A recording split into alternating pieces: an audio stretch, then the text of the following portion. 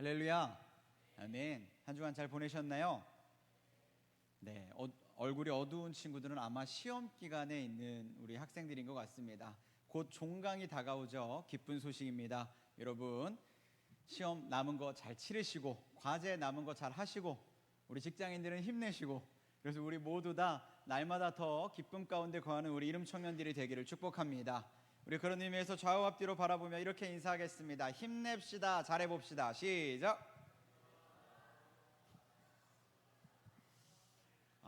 예. 누가 말해주지 않아도 직장인들의 제스처는 이게 티가 납니다. 이게 정말 삶의 애환이 묻어 있어요. 힘냅시다. 힘냅시다. 잘해봅시다. 여러분, 다시 한번 조금 더 서로에게 힘을 실어준다는 의미로, 좀 더 축복한다는 의미로 힘껏 파이팅 넘치게 한 번만 해보겠습니다. 인사하겠습니다. 잘해봅시다. 힘냅시다. 시작.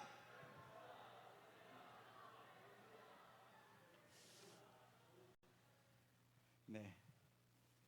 여러분, 어떻게 그렇게 인사하니까 힘이 나나요? 네라고 대답해줘서 너무 고마워요. 근데 한 절반가량은 아마 아니었을 겁니다. 그러든지 말든지. 이게 뭘까요? 위선입니다. 위선이에요. 위선이라는 말 아십니까? 위선이라는 말은 거짓된 선이라는 뜻이에요. 물론 여러분들은 그렇다고 막 비아냥거리거나 지적하겠다는 뜻은 아니었고, 오늘 말씀이 이렇게 시작합니다. 위선에 대해서. 위선은 겉으로는 선한 척하지만 실제로는 그렇지 않은 행위 등을 위선이라고 합니다. 여러분 잘 아는 분 중에 장자크 루소라는 철학자가 있어요. 많이들 들어보셨죠? 18세기에 이 스위스 출신의 프랑스 철학자입니다. 우리에게는 에밀, 사회계약론, 또 고백록 이런 책들로 많이 유명해진 사람이에요. 처음 들어도 고개를 끄덕이면 다 아는 줄 압니다. 루소는요, 바로 이런 저서를 지었던 사람인데, 이 사람이 왜 유명하냐면 에밀이라는 책을 가지고 교육학의 기초를 다져낸 사람이에요. 그래서 아마 교육과 관련된 교육과 관련된 공부를 했던 사람들에게 다 누구나 한 번씩은 들어봤고 또 그 책을 인용하여 교육을 받았을 줄 압니다. 에밀이라는 책은 그런 책이었고 루소는 그런 사람이었어요. 특히나 루소는 철학사에도 많은 영향을 끼쳤습니다. 뭐라고 이야기했냐면 인간은 원래 선한 존재다. 그래서 사회의 부조리가 인간을 타락시켰다. 이렇게 이야기하는 사람이에요. 원래 사람은 선한데 사회의 부조리가 인간을 다 타락시켰다는 겁니다. 그래서 도덕과 교육이 중요하고 필요하다. 루소는 그렇게 주장했어요. 근데 여러분, 이렇게 멋진 주장을 했던 루소였는데 알고 보니까 그의 삶이 어땠는 줄 아십니까? 그가 주장했던 바와 다르게 그의 어린 자녀 5명은 모두 고아원에서 길러졌습니다. 처음부터 고아원에 있는 아이를 데려온 게 아니라 태어난 아이, 자기 자녀 5을 고아원으로 보낸 거예요. 이게 무슨 의미냐면 당시는요, 고아원이라 하는 곳이 정말 이루 말할 수 없이 열악한 곳이었습니다. 그래서 당시에 고아원에 보내진 아이들은 질병을 얻어서 일찍 죽게 되거나 아니면 탈선하거나 불황자로 살게 되는 이런 경우들이 대부분이었어요. 그러니까 지금 루소가 자기 자녀들을 고아원으로 보냈다는 건 무슨 말이냐면 자기 아이들을 버린 것이나 마찬가지였다는 겁니다. 말로는 부모를 통한 교육, 양육, 도덕 이런 걸 그렇게 강조했던 사람인데 정작 자기 자신은요, 그 책임을 회피하고 있는 거예요. 루소의 이런 행위가 바로 위선입니다. 겉으로는 선한 척하나 실제로는 전혀 그렇지 않은, 겉과 속이 다르고 말과 행동이 다른 그런 루소의 모습으로 인해서 많은 사람들은 실망하게 됐습니다. 물론 말과 행동이 일치하는 것 굉장히 이상적이고 긍정적이긴 하지만 그렇게 사는 게 쉽지 않긴 합니다. 루소를 옹호하겠다는 뜻은 아니에요. 그러나 우리의 삶에도 크게 다르지 않은 모습이 있음을 우리는 알아야 됩니다. 저 역시 마찬가지죠. 저는 직업상 앞에 나와서 이 하나님의 진리의 말씀인 성경의 말씀을 가르치는 사람입니다. 말하는 직업이에요. 누구보다 말을 많이 해야 되는 직업입니다. 그런데 그러다 보니까요, 저 역시 이 말씀에 나의 삶을 비추어 봤을 때 가장 이 말씀대로 살지 못하는 사람이 또 바로 저였습니다. 근데 저는 이 말씀을 가르쳐야 되는 사람이에요. 그러니 제 안에 얼마나 위선적인 모습들이 많이 발견되겠어요. 여러분은 또 얼마나 그런 모습들을 보게 되시겠습니까? 제가 완벽해 보이나요? 물론 그렇게 안 보일 거 압니다. 그러나 어느 누구도 마찬가지예요. 우린 완벽하지 못해요. 누구나 다 의도하지 않은 위선을 가지고 있습니다. 그렇다고 우리의 위선이 타당한 것은 아니에요. 그럼에도 불구하고 그러기 위해서 애쓰는 치열함이 저와 여러분에게 늘 필요합니다. 여러분 생각나실 때 저를 위해서 많이 기도해 주세요. 말씀을 전하는 자가 말씀대로 먼저 살아내는 모범을 보일 수 있도록, 그 치열한 전쟁에서 앞장서서 부딪힐 수 있도록, 그래서 적어도 저의 그 위선적인 모습으로 여러분에게 상처 입히지 않을 수 있도록 여러분 많이 기도해 주시기를 간곡히 부탁드립니다. 오늘 우리가 읽은 이 본문 말씀에도 보면 말과 행동이 다른 어떤 위선적인 행동을 보인 사람이 등장합니다. 그게 누구냐면 게바라 부르는 베드로예요. 지금 말씀을 보면 이 갈라디아 교회 안에 복음을 왜곡한 이들과 대립했습니다. 바울이 그들과 대립했고, 이제 자신이 가지고 있는 이 복음을 공고히 하기 위해서, 확실시하기 위해서 그 복음을 가지고 예루살렘에 방문합니다. 이 예루살렘에는 먼저 복음을 전하고 사도된 다른 사도들이 있었어요. 베드로를 포함한. 그래서 그들에게 찾아가서 당신이 전하는 복음과 내가 전하는 복음이 같은지 그것을 확인하고자 했습니다. 그리고 우리가 읽지 않았지만 10절까지의 말씀을 보면 그 복음을 확인함으로 서로의 복음이 순수하고 확고한 것을 그들은 공고히 할 수 있게 됐어요. 기쁜 소식인 거죠.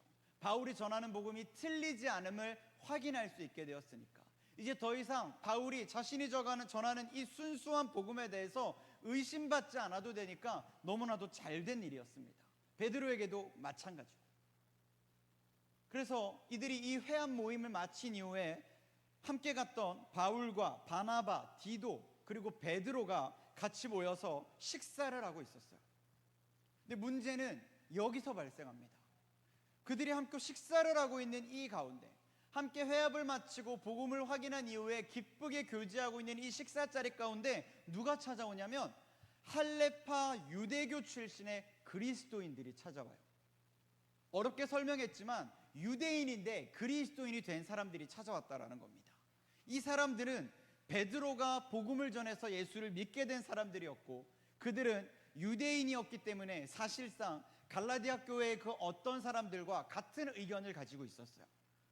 예수를 믿음으로만 구원을 받는 게 아니라 너희가 유대인의 전통을 따라야지만, 할례를 받아야지만 구원을 받고 하나님을 더 기쁘시게 할 수 있다라는 이런 전통에 동의하고 있던 사람들이었습니다.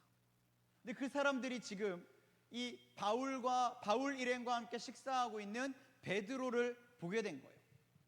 문제는 뭐냐면 베드로가 그들에게 발견되자마자 자신들을 찾아온 이 유대인 출신 그리스도인들을 보자마자 어떻게 했냐면 그 자리를 박차고 일어나서 떠나버렸습니다.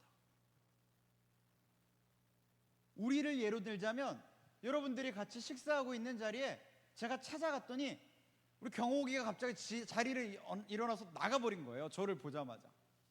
제 입장에서 굉장히 서운하겠죠. 그러지 않기를 바랍니다. 그런 상황인 거예요. 베드로가, 이 예루살렘 교회를 지도하고 있는 베드로가, 사도가 자기가 목회하고 있는 이 성도들을 마주했는데 그 자리를 박차고 떠나버렸다라는 거죠. 왜 떠나버렸을까요? 바울은 자리를 피해버린 이 베드로의 모습을 위선이라고 이야기합니다. 그 자리에서 박차고 일어나 도망치듯 나가버린 베드로의 모습을 위선이라고 이야기해요. 그럼 또 질문해 볼까요? 이게 왜 위선일까요? 먼저는 당시 유대인들의 문화와 전통에 대해서 좀 알아야 됩니다. 이 당시 유대인들에게는 뼛속 깊은 민족주의와 우월주의가 자리 잡고 있었어요. 하나님께 선택받은 백성, 즉 선민이라는 자부심을 가지고 있었기 때문에 태어날 때부터 그들은 자기들만 선민, 곧 자기들만, 유대인만 우월하다라는 생각을 가지고 있었습니다. 여러분, 우월하다라는 개념의 반대는 뭐예요? 열등하다라는 거죠. 내가 우월하면 다른 이들은 열등하다라는 거예요. 곧 유대인은 우월하지만 유대인이 아닌 이방인은 다 어떤 존재냐면 열등한 존재라는 거죠. 유대인은 모세의 전통과 율법을 이어가기 때문에 자신들은 경건하고 할례를 받았기 때문에 자기들은 우월한 민족이다, 이렇게 주장합니다. 그러니까 그렇게 따르지 않는, 모세의 율법을 따르지 않고 할례를 받지 않은 이방인들은 다 열등한 사람들인 거예요. 심지어 그 생각이 어디까지 미쳤냐면 이 1세기 유대인들은 유대인이 아닌 사람과 밥을 먹는다, 유대인이 아는 사람과 상종한다라는 게 곧 무엇을 의미하냐면 너는 더 이상 유대인이 아니구나, 너는 더 이상 유대인들과 상종하려 하지 않는구나 라는 의미로 받아들여졌습니다. 그러니까 지금 바울을 제외하고 디도와 같은 이 이방인 출신들과 베드로가 같이 앉아서 밥을 먹고 있으니까 이 유대인 출신 그리스도인들이 봤을 때 베드로의 식사가 어떤 모습으로 보이냐면, 아, 베드로 사도 당신은 더 이상 우리와 밥을 먹지 않으려 하는군요, 당신은 더 이상 우리와 상종하지 않으려 하는군요 라는 느낌으로 받아들여진다라는 거예요. 베드로는 그 점을 알았기 때문에 그 자리를 박차고 일어난 겁니다. 사람들이 어떻게 받아들여질지 알았기 때문에. 물론 베드로가 지금 이런 일들, 우월주의를 가지고 있는, 선민 사상에 빠져 있는 이 유대인들과 이방인들 사이에서의 이 괴리감이 처음 겪는 일은 아니었습니다. 베드로도 이 문제를 가지고 고민한 적이 있었어요. 사도행전 11장을 보면 하나님께서 베드로에게 환상을 보여주십니다. 그래서 그때부터 의식법이 종결됐음을 깨닫게 하셨어요. 무슨 말이냐면 구약에는 하나님께서 먹지 말라고 한 짐승들이 있습니다. 그건 부정하니까 먹지 마라고 하셨거든요. 근데 베드로에게 하나님께서 그 먹지 말라고 한 부정한 짐승들이 우글거리는 큰 보자기를 보여주세요. 그리고 그것들을 다 베드로 앞에 펼치시면서 잡아먹으라 라고 말씀하십니다. 그리고 뭐라고 말씀하시나요? 하나님이 깨끗하게 하신 것을 네가 속되다고 하지 말라라고 말씀하십니다. 그러니까 하나님께서 이미 정결하게 하신 것을, 예수 그리스도의 십자가의 은혜로 깨끗게 하신 것을 네가 이방인이다 뭐다, 의식법이다 뭐다로 규명하고 그것들을 분리하려고 하지 마라. 그들은 모두 다 내가 정결하다 정하였느니라 하나님이 말씀하신 그 음성이 베드로에게 들려진 거예요. 그래서 베드로는 이 사건 이후부터 많은 비난에도 불구하고 더 이상 이방인들을 경계하지 않았습니다. 이방인들을 멀리하지 않았어요. 이방인들과 함께 먹었고 그들과 교제했습니다. 심지어 나중에는 이방인들도 믿음으로 정결하게 되었다고 말씀까지 선포했어요. 더 이상 그들이 부정하지 않다라고 가르쳤습니다. 그게 베드로예요. 근데 지금 상황은 어때요? 그랬던 베드로인데 하나님이 깨닫게 해주셔서 더 이상 이방인을 부정하다 하지 않는 이 우월주의와 이 열등감, 이 괴리에서 벗어난 사람이었는데 오늘 말씀에서는 또다시 그 괴리에 돌아오는, 회귀하는 모습을 보여주고 있는 겁니다. 이방인들과 먹는 자리에서 마치 그것을 들킨 사람처럼, 하면 안 될 걸 들킨 것처럼 떠나버린 거예요. 자기가 가진 복음, 자기가 전했던 진리의 말씀, 그것이 확실함에도 불구하고 조금 전까지 바울 사도와 바울의 일행들과 함께 그 복음이 진리라고 곤고히 했음에도 불구하고 정작 갑자기 들이닥친 상황 앞에서는 태도를 달리하고 도망쳐버린 거예요. 그래서 바울이 베드로의 이 태도를 위선이라고 이야기한 겁니다. 물론 베드로가 이때 자리를 피했다고 해서 그가 소신을 굽혔다라고는 볼 수 없습니다. 다만 유대인 출신들이 보게 되었을 때 자기 확신에 따라 행동하는 것을 멈추었던 것은 사실이에요. 자기가 확신이 있고 진리 안에 거하고 있고 이게 내가 믿는 복음이면 그 믿음대로 밀어붙일 수 있어야 되는데, 나의 행동을 고수했었어야 되는데 그러지 않았던 겁니다. 베드로가 왜 그랬을까요? 성경은 베드로가 그렇게 행동했던 이유를 12절에 두려워했기 때문이다라고 말씀합니다. 무엇이 두려울까요? 할례자들로부터, 유대인 출신 그리스도인들로부터 듣게 될 비난을 부담스러워했고 두려워했기 때문이라는 거예요. 여러분 한번 생각해 보십시오. 조금 전까지만 해도 베드로는 잘해왔습니다. 얼마 전까지만 해도 베드로는 이 일을 너무 잘해왔어요. 자기의 믿음을 공고히 하고 이방인들이 결코 우리보다 열등하지 않다는, 주님 안에서 모두 존귀하고 평등하다는 그 복음의 말씀을 전했던 사람입니다. 근데 왜 갑자기 이 일이 두려워졌을까요? 우리도 어떨 때는 믿음으로 세상을 두려워하지 않을 때가 있습니다. 어떨 때는 믿음으로 승리하며 나아갈 때가 있어요. 그런데 또 어떤 순간에는요, 내가 믿음 안에 있었는데 갑자기 불현듯 내 믿음이 불안해지고 내 마음이 궁핍해지고, 그래서 주어진 상황을 두려워하며 넘어지고 믿음을 등지게 될 때가 있습니다. 베드로가 지금 그런 상황이거든요. 도대체 왜 베드로마저 이렇게 했을까요? 그 이유는 본문 14절에 기록되어 있습니다. 우리 함께 본문 14절의 말씀을 읽어보겠습니다. 본문 14절입니다. 읽겠습니다. 시작. 그러므로 나는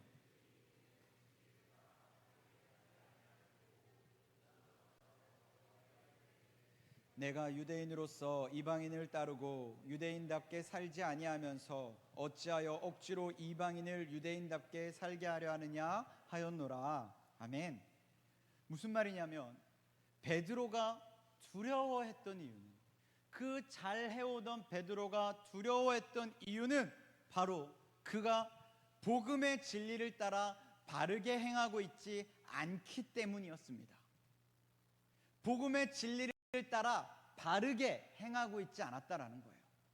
긴 문장이라 어렵다면 문자적으로는 원래 이런 뜻입니다. 정중앙을 걷고 있지 않았다. 복음이라는 정도가 있는데, 복음이라는 올바른 길이 있는데, 지금 베드로가 그 길에서 약간이든 얼마만큼이든 벗어나 있다라는 거예요. 샛길에 빠져 있다는 겁니다. 옳은 길이 아닌 다른 길, 엉뚱한 길에 서 있다라는 겁니다. 여러분, 이 말씀이 어쩌면 의아하게 들릴 수도 있어요.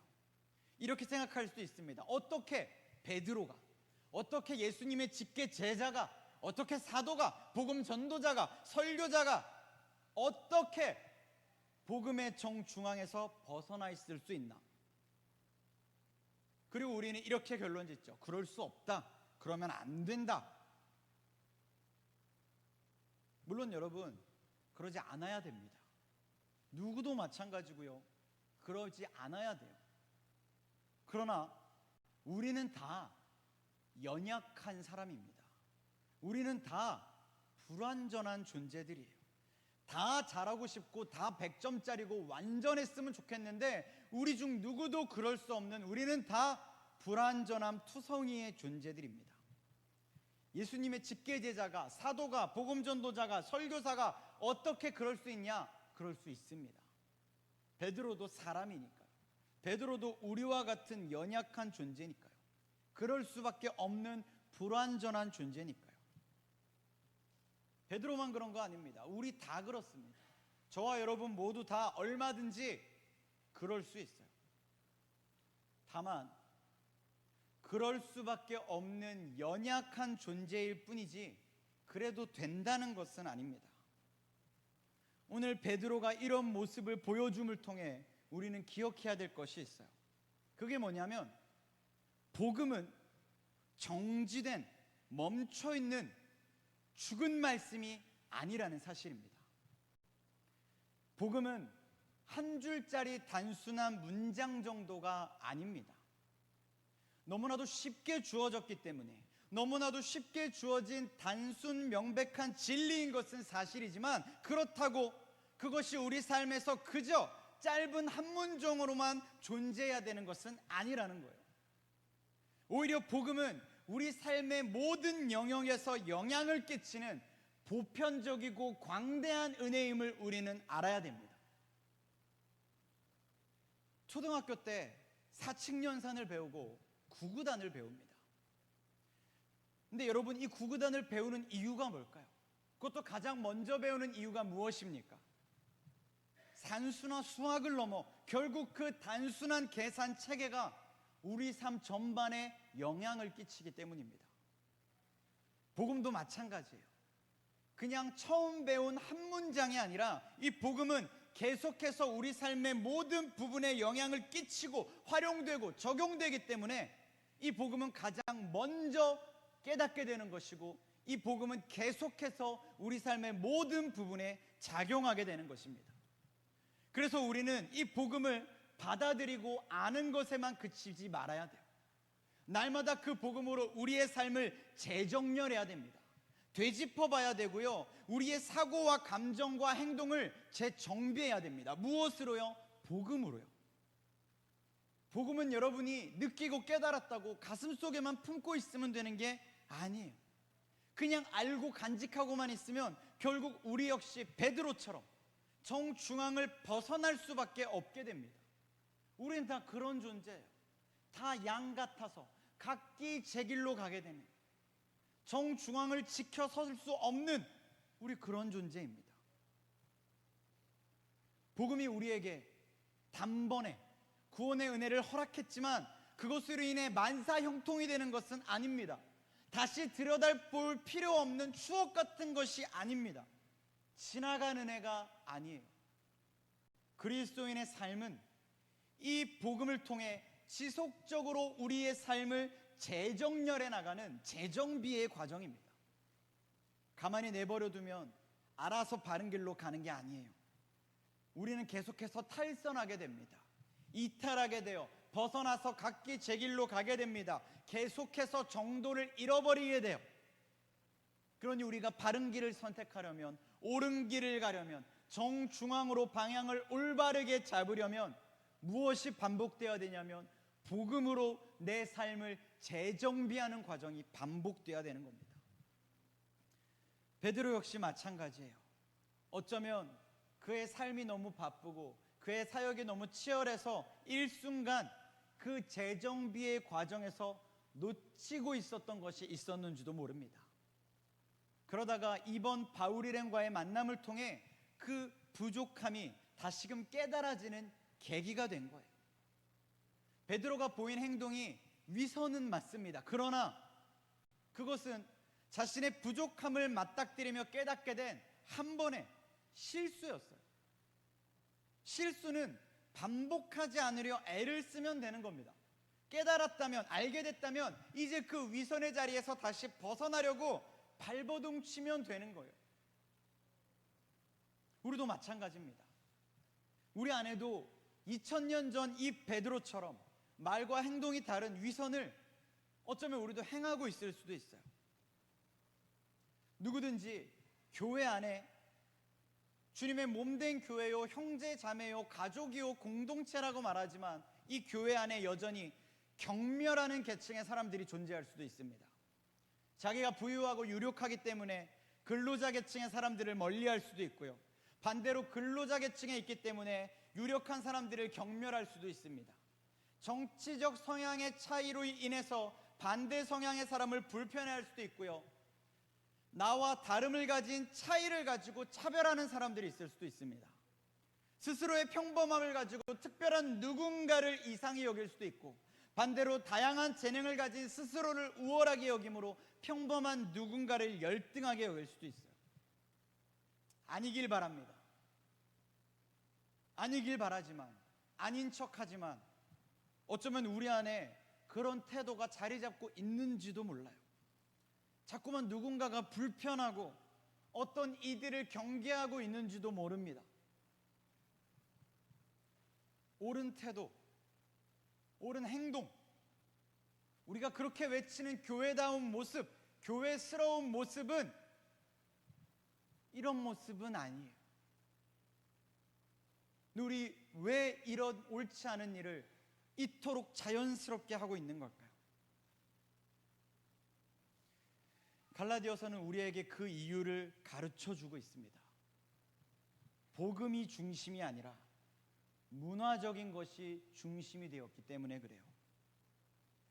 문제는, 이 문제가 여전히 우리 안에 버젓이 존재하지만 우리 스스로 그러한 마음들을 드러내려고 하지 않기 때문에 위선이 자연스러워져 있기 때문에 문제를 문제로 깨닫지 못하고 문제가 아니라고 여기게 되었기 때문인 겁니다. 어쩌면 우리 문제를 깨닫지 못한 베드로와 같이 살고 있는지도 몰라요. 우아하게 점잖은 척, 그렇지 않은 척 하고 있는지도 모릅니다. 나와 다른 사람들, 불편한 사람들, 경계하고 싶은 사람들 여전히 있지만 교회니까, 그렇게 배웠으니까 가서 공손히 인사 정도는 나눌 수 있어요. 그런데 어때요? 그들과 함께 앉아 먹고 마시지 않습니다. 어울리려 하지 않아요. 정확하게는 친구가 되려 하지 않습니다.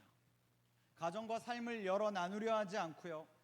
겉으로는 관계를 유지하는 호인인 척하지만 공식 석상에서만 그럴 뿐 여전히 경계의 울타리를 세우고 다가오지 못하게 하는 경우들이 우리 안에 너무 많이 있어요.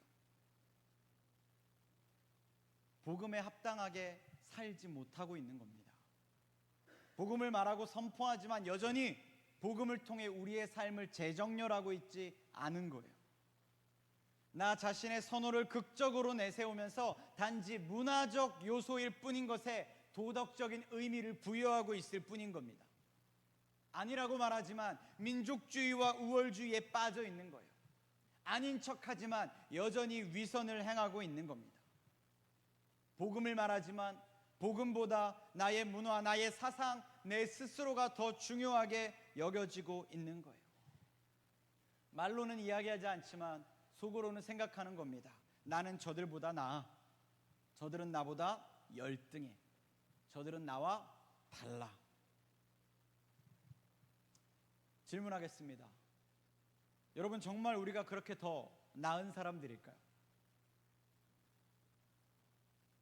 기억하셔야 됩니다. 우리 중 누구도 그리스도 없이는 더 나은 사람일 수 없습니다. 그리스도 없이는, 복음 없이는 우리는 한결같이 부정한 사람들이에요. 이해를 돕고 싶었는데 이런 예밖에 떠오르지 않아 너무 죄송합니다. 불쾌하게 듣지 마세요. 동양똥이나 서양똥이나 똑같습니다. 더러운 건 다르지 않아요. 출신이 어떻다고, 사는 지역이 어떻다고, 건물이 어떻고, 타는 차가 어떻고, 직장이 어떻고, 학벌이 어떻고, 외모가 어떻다고 다르지 않습니다. 더러운 건 똑같아요. 예수 그리스도가 아니면 우리는 그저 더러운 배설물 묻어있는 그런 더러운 존재들일 뿐입니다. 근데 너무 어리석은 기준을 붙잡고 있어요. 그 기준이 어리석으니까 자꾸 스스로에 대해서는 우월감을 갖고 나와 다름에 대한 경멸하는 마음을 품습니다. 그러다 보니까 어떤 결과를 낳나요? 교회가 분열하죠. 그리스도의 몸이 나뉘어집니다. 너무 안타까운 이야기지만 한국 교회 안에 여전히 분열하는 교회들이 많이 있습니다. 그 분열하는 교회들 가운데 복음을 위해서, 하나님 나라 확장을 위해서 선교적 마음으로 교회가 교회되고 예배가 예배되기 위해서 복음을, 분열을 자처하는 교회 보신 적 있으세요? 아닙니다. 서로 깨끗하고 우월하고 열등함을 가르다가 분열했어요. 부끄러운 일입니다. 그래서 바울은 이야기하는 거예요. 우리 마지막으로 15절부터 17절까지의 말씀은 다시 한번 읽어보겠습니다. 본문 15절부터 17절까지의 말씀을 저와 여러분이 함께 화면이 준비되면 읽겠습니다. 시작. 우리는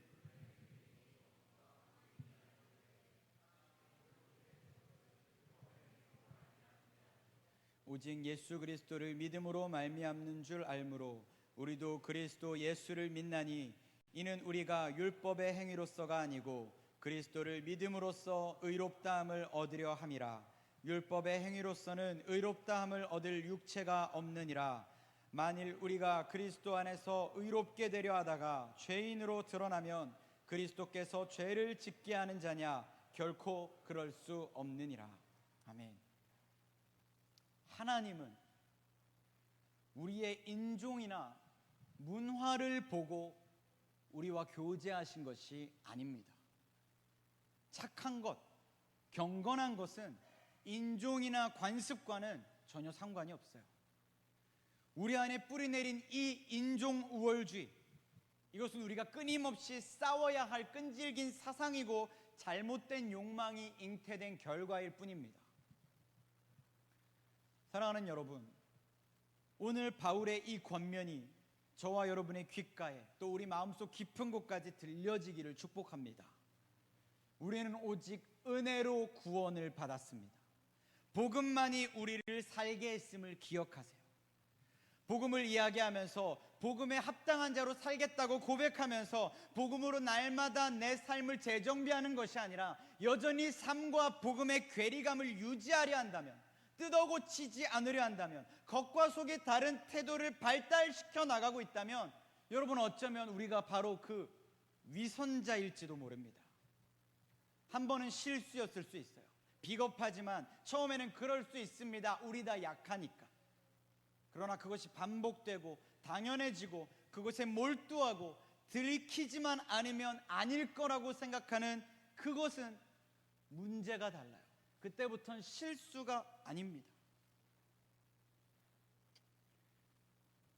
말씀을 끝맺으며 여러분에게 이렇게 권면드리고 싶습니다. 여러분, 복음과 다름에 익숙해지지 마세요. 복음과 다름에 낯설어지셔야 됩니다. 현재의 내 삶을 고수하려고 하지 마시고 복음으로 내 삶을 뜯어 고치기를 힘쓰십시오. 겉으로 드러난 상태가 아니라 우리의 내적인 상태를 바꾸셔야 됩니다. 위선을 따르지 마세요. 우리가 따라야 할 선은 위선이 아니라 위로부터 내려오는 선임을 믿습니다. 세상은 우리를 자꾸 종용할 거예요. 위선자가 돼도 괜찮아. 겉과 속이 달라도 괜찮아. 너를 너로서 지킬 수 있다면 그걸로 괜찮아. 그러나 여러분, 절대 그렇지 않습니다. 복음은 우리 삶을 능히 바꿔낼 능력이 있는 말씀이에요. 자기계발서가 서점에 가면 수없이 깔려있지만 그 책 중 어느 것도 우리를 능히 바꾸어내지 못했습니다. 근데 복음은요, 자꾸만 우리의 삶을 바꾸어내고 있어요. 처음 예수를 믿었던 그 순간만 변화가 있었던 것 같습니까? 그렇지 않아요. 1년 전에 나와 3년 전에 나와 10년 전에 나는 명확하게 다릅니다. 복음이 나를 바꿔내고 있기 때문에 그래요. 사랑하는 여러분, 복음으로 여러분을 재정비하십시오. 복음으로 여러분을 재정렬하십시오. 다시 끼워 맞추고 새롭게 만들어내기를 시작하십시오. 복음은 그 일을 우리 가운데 능히 이루어낼 수 있는 능력이 있음을 믿습니다. 바라기는 저와 여러분 모두가 복음으로 내 삶을 재정비해 나가기를, 매일을 그렇게 살아내기를 결단함으로 오늘보다 앞으로 더 복음으로 새롭게 되어진 나를 발견하는, 하나님이 기뻐하시는 우리의 신앙의 모습을 깨닫게 되는 저와 여러분, 우리 모든 이룸 청년들이 다 될 수 있기를 이 시간 주님의 이름으로 간절히 축원합니다. 아멘. 우리 시간 주신 말씀 생각하며 같이 찬양하고 기도하며 또 준비하신 예물 봉헌하도록 하겠습니다. 우리 찬양팀은 나와서 좀 저를 도와주시고, 우리 아까 예배를 시작하면서 불렀던 찬양 중에 주만 의지해라는 찬양이 있었는데 우리 그 찬양 좀 같이 고백할 수 있었으면 좋겠습니다.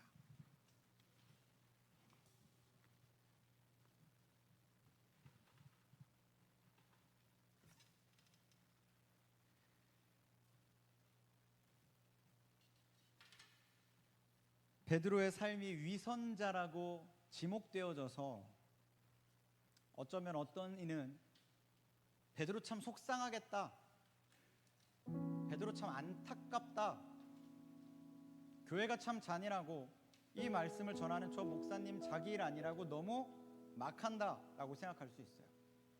근데 여러분, 제가 하나님은 아니라 잘 모르지만 제가 공부하고 묵상해 왔던 베드로라면 우리 생각처럼 그렇게 느끼지 않았을 것 같습니다. 왜냐하면 이건 누군가에게 지목받고 지적받고 비난받은 상처가 아니라 이 일을 통해 내 삶을 흩으시고 다시 복음으로 재조립해 주시는 하나의 사건이고 은혜의 결과이기 때문에 그래요. 상처에 집중하면 우리 삶이 별거 아니게 됩니다. 근데 이 사건을 통해 복음으로 나를 재정렬해 나가시는 하나님의 손길을 발견한다면 그건 엄청난 은혜예요. 오늘 저와 여러분에게 그 은혜가 있기를 축복합니다. 우리 그 믿음 가지고 함께 찬양하며 또 고백하고 기도하겠습니다.